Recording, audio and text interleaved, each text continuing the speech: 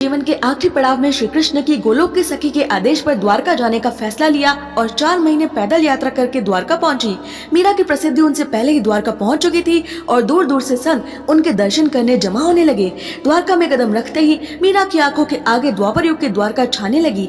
वो अपनी दासियों से कहती कि यहाँ तो मेरे स्वामी और उनकी पत्नियों के महल है, इनमें से एक महल मेरा भी है, पर मैं इस द्वार से बाहर कैसे हूँ? कितने लोग आ जा रहे थे उस द्वार से, कईयों को मैं पहचानती हूँ।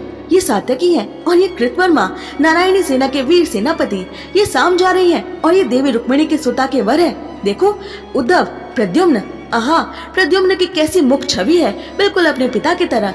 सहसा देखकर लगता है कि वही है। और वो आ रही हैं भुवनपति द्वारकाधीश, मेरे प्राणपति, मेरे सर्वस्व। ये सब कहकर मीरा बेहोश हो जाती और दासियां उनका उपचार करने लगती। पर मीरा को इस बार संभालना बेहद मुश्किल था। कमजोर शरीर और साथ में विरह की सर्वोच्च अवस्था में थी मीराबाई। उसे वृंदावन की वो रातें याद आती थी जब वो ललिता सखी संग दिव्य वृंदावन में श्री कृष्ण के दर्शन करने जाती थी। कभी कभी दासियों को लगता कि मीरा के देह में प्राण नहीं रहे। वे रोकर उठती, किंतु मंगला धीर धरकर कीर्तन करने को कहती। उनके कीर्तन से मीरा सचेत होती, पर उनकी पीड़ा देखकर वो पछताने लगती कि जब तक वो अचेत थी पीड़ा भी शांत थी। शायद मूर्छा में प्रभु दर्शन का सुख पा रही हो।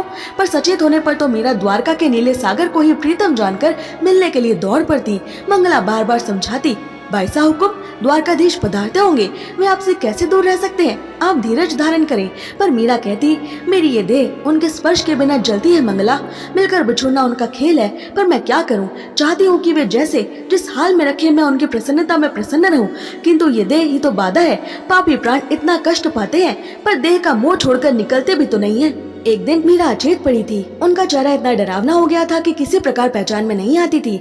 मुख से झाग और आंखों से पानी निकल रहा था। दासियों ने डर और दुख में सिर द्वारकाधीश को पुकारा। तभी द्वार पर आवाज आई, अलख निरंजन।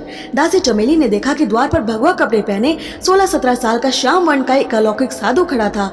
दासियों ने उन्हें अंदर बुलाया तो वो तुरंत समझ गई कि कोई विपत्ति आई है। योगी ने भीतर प्रवेश किया। मीरा को देखकर वो मुस्कुराया और बैठकर उसके सिर पर हाथ रखकर कुछ बड़बड़ाया। आश्चर्य से सबने देखा कि मीरा की फूली हुई देह धीरे धीरे सामान्य होने लगी। उनका श्याम रंग ठीक होने लगा और उनकी बंद पलकों के नीचे नेत्रों में थोड़ी हलचल हुई। जोगी ने अपनी झोली से वस्त्र निकाल उनका मुख पोंछा और होठों में वैसे ही बुदबुदाता रहा। 2-3 घड़ी पश्चात ही मीरा उठकर बैठ गई। योगी ने मीरा के सिर से हाथ हटाकर प्रेम भरे स्वर में कहा, क्या हो गया तुम्हें?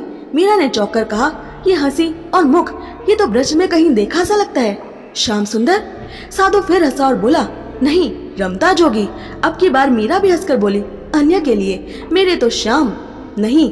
जोगी ने बाधा देते हुए कहा, जैसा भेष वैसी बात, किंतु देवी आपने पहचाना नहीं मुझे। सिर्फ मेरी सूरत आपके स्वामी से मिलती है, मैं वो नहीं हूँ, मैं उनका निजी सेवक हूँ। वो भी अकेले में आपको याद करके रोते हैं। आपसे विरह नहीं सह सकते वो।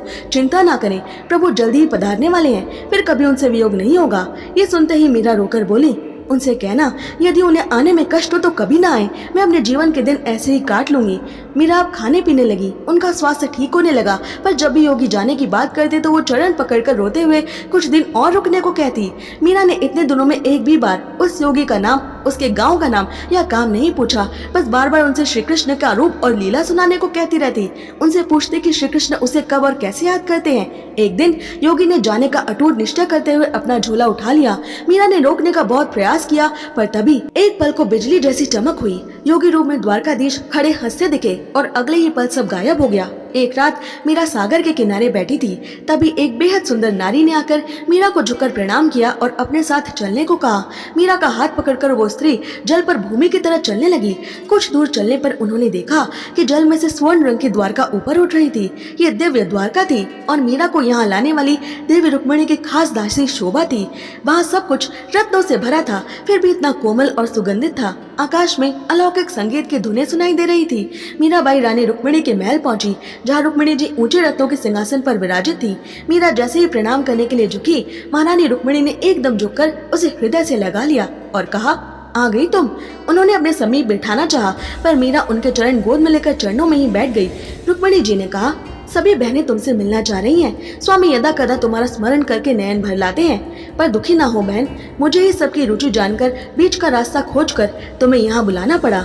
उन्होंने मीरा का सिर स्पर्श करके दुलार पूर्वक कहा, पहचानती हो मुझे? उन्होंने हंसकर मीरा का हाथ पकड़ा। आओ हम सुख पूर्वक बैठे और कक्ष में बिछे श्वेत रंग के रेशमी गद्दे पर विराजित होते हुए बोली, मैं तुम्हारी सबसे बड़ी बहन वैदर्भी रुक्मिणी हूँ।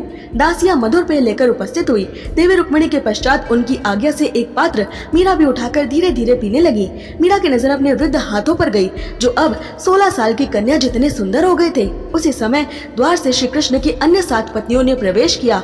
रुक्मिणी जी सबसे मीरा का परिचय कराती हुई बोली, ये मेरी छोटी बहन सत्यभामा है। अब बस सरकार, देवी सत्यभामा ने हंसकर कहा, अब परिचय कराने का अधिकार मुझे मिले। फिर सत्यभामा जी ने कहा, ये देवी जाम्बवती मेरी बड़ी बहन। हरे वस्त्र धारण किए देवी जाम्बवती ने हंसकर मीरा का सिर छुआ। ये देवी भद्रा। भद्रा जी ने हंसकर कहा, तुम्हें देखने की लालसा पूरी हुई बहन। ये देवी मित्रविंदा। नारंगी वस्त्रों वाली मित्रविंदा जी ने मीरा के हाथ पर हाथ रखकर कहा, तुमसी बहन पाकर प्रसन्नता हुई। ये देवी सत्या है। देवी सत्या ने हंसकर मीरा के गाल थपथपाए। बहन, देवी सत्यभामा बोली, मीरा पर दया करो। आपकी देखा देखी सभी बहनें ऐसे दुलार दिखाने लगी तो उनकी बातें सुनकर सब हंस पड़ी। ये देवी लक्ष्मणा। नीले वस्त्रों वाली लक्ष्मणा जी ने मीरा के गाल पर चुम्बन देकर उसे गले से लगा लिया। और ये देवी कालिंदी, ये देवी रोहिणी और हमारी बाकी 16,100 बहनें। मीरा ने सबको हाथ जोड़कर प्रणाम किया। सभी रानियों ने मीरा का सुंदर श्रृंगार किया। फिर मीरा को उनके अपने खास महल में भेजा गया, जहां उसे पता चला कि रुक्मिणी जी की एक खास दासी कंचना मिथिला के रूप में मीरा के साथ रह रही थी। फिर महल में मीरा के पति द्वारकाधीश श्री कृष्ण आए। मीरा ने चरण पकड़ने की कोशिश की तो गिर पड़ी और श्री कृष्ण की बलशाली बाहों ने उन्हें संभाला। कितने दिन, कितने महीने और कितने वर्ष पत्नी होने का ये सुख सौभाग्य मीरा का सपना बना, मैं नहीं जान पाई। सुबह आंख खुलने पर मीरा ने अपने को सागर तट पर पाया। ऐसे ही और रोचक अनसुने तथ्य जानने के लिए सब्सक्राइब करें।